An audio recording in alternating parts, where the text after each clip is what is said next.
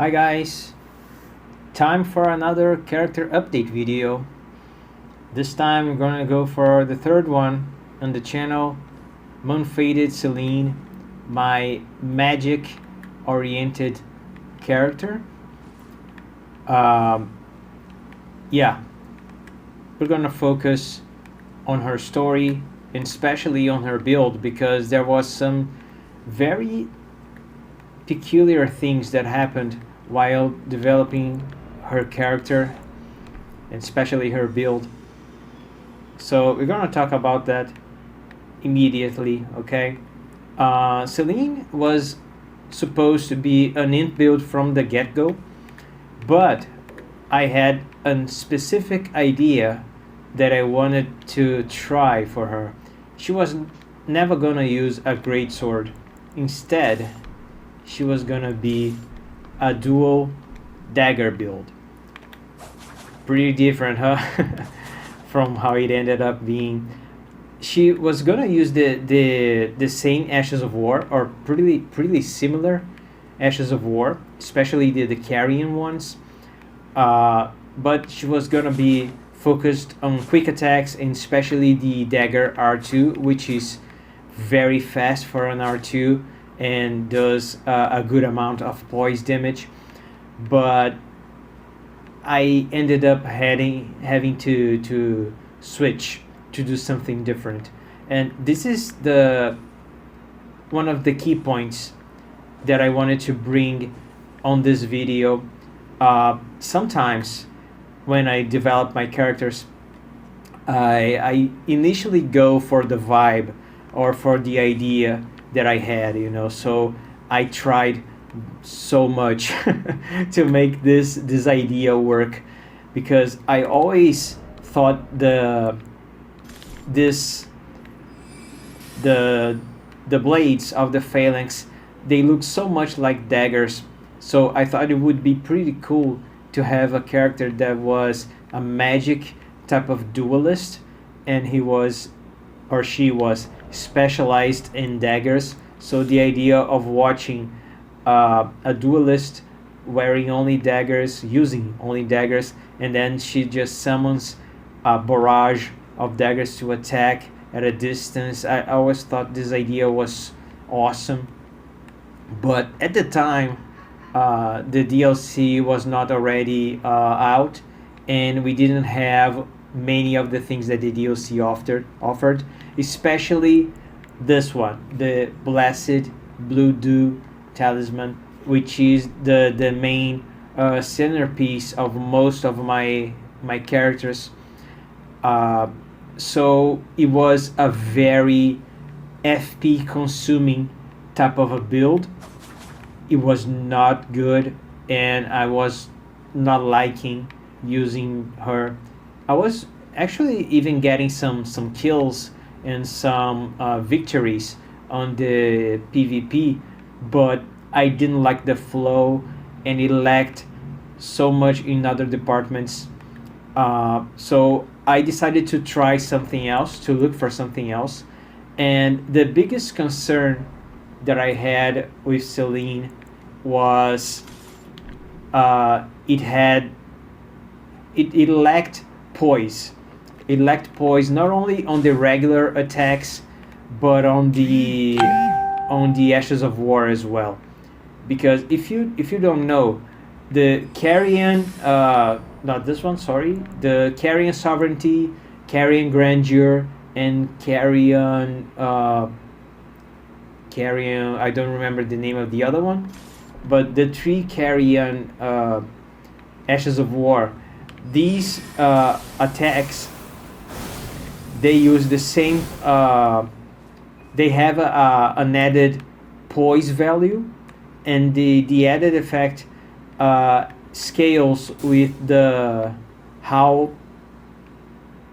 much poise the weapon you're using it gives.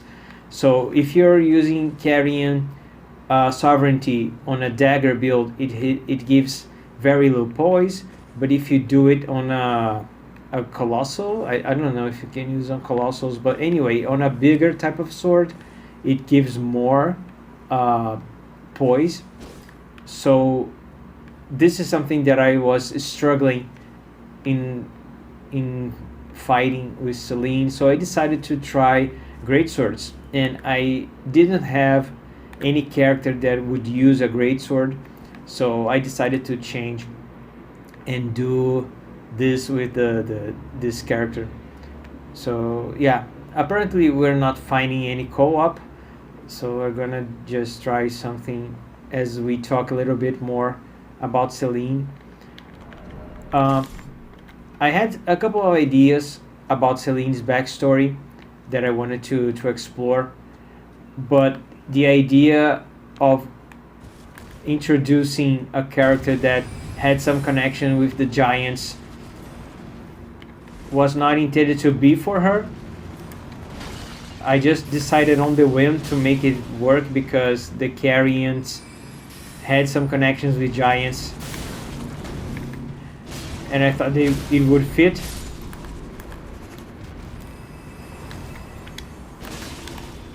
And this is how I make it work with many of my character ideas. I just go for a vibe. Usually I just go for a vibe. If I feel it connects and it looks fine, it looks interesting, I'll just stick to it.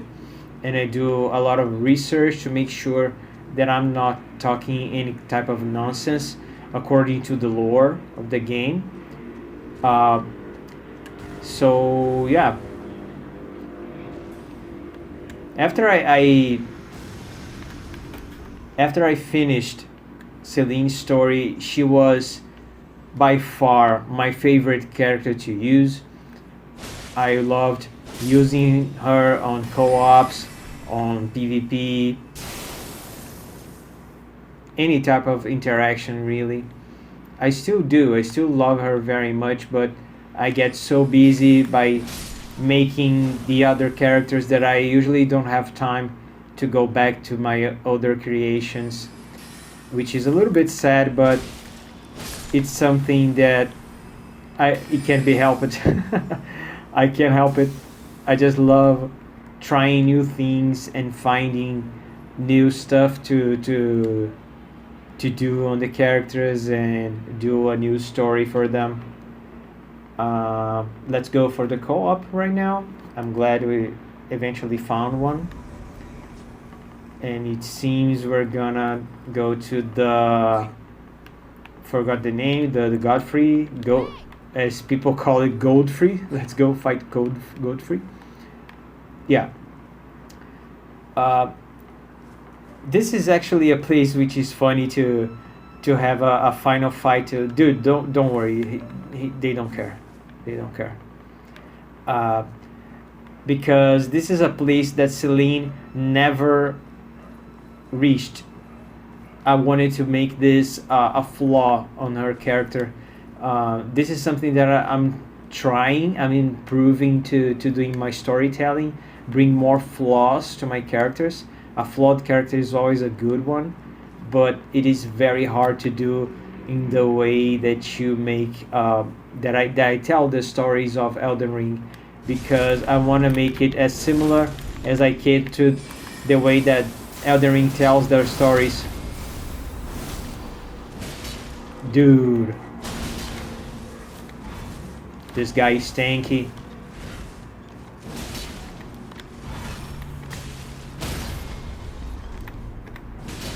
Nice one. Oh, I thought we got his back.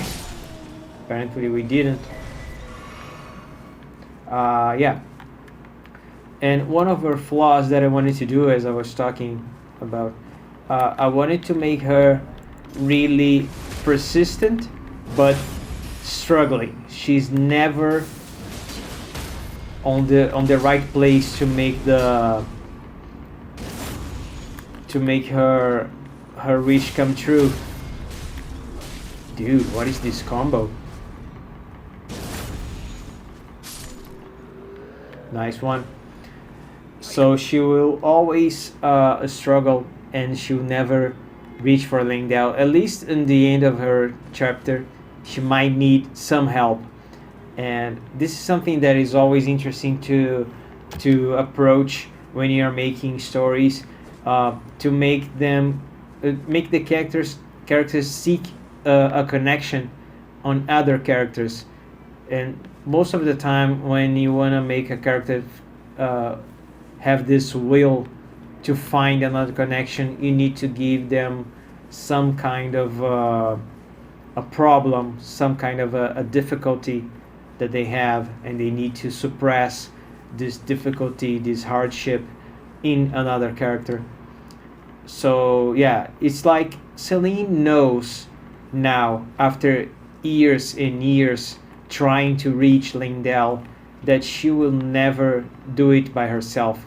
So that's why she's seeking now for the tarnished, the promised tarnished of the legends that will become Elden Lord, because she knows that for a tarnished to become Elden Lord, he needs to reach the golden capital.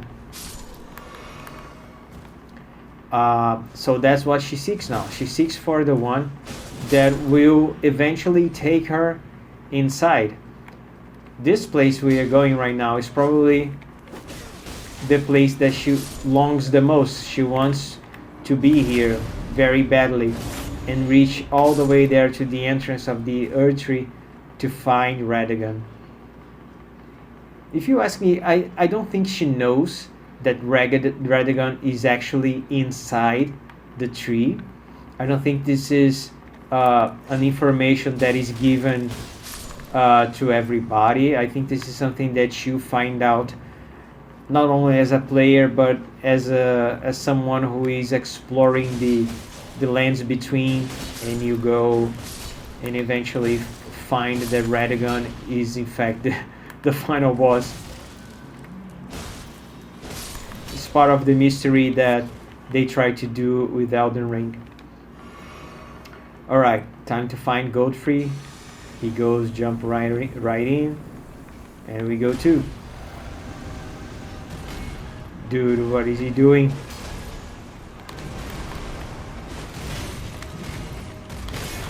I actually love fighting Godfrey. He is one of my favorite fights. I really dislike when Elden Ring gives us those bosses that you have no idea when they are going to drop their attacks. They just hold their attack animations for so long.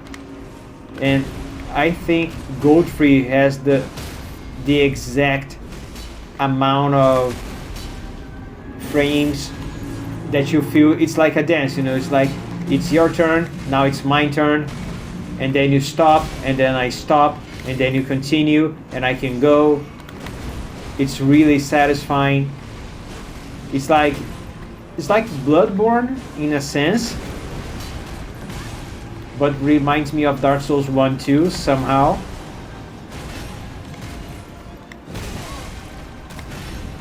Dude. Oh my god, what are you doing, friend?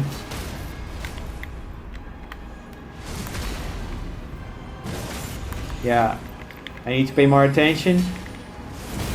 Ow.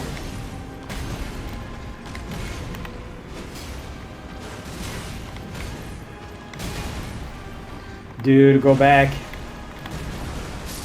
I love this part, this attack.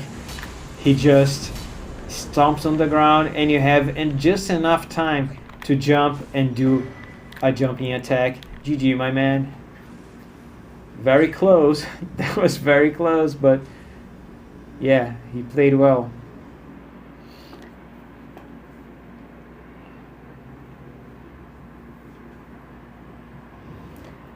So yeah, I guess that's it, guys. This became a longer video than I thought it would, but I think it's good. It's good to talk a little bit on those type of specifics that I never had a chance to talk in another format. And yeah, I don't know how how well this video will make, if it will even reach at all. The YouTube algorithm can be really strange at times. But yeah, thanks Thank you so much for those that watched this video, and I'll see you in the next one.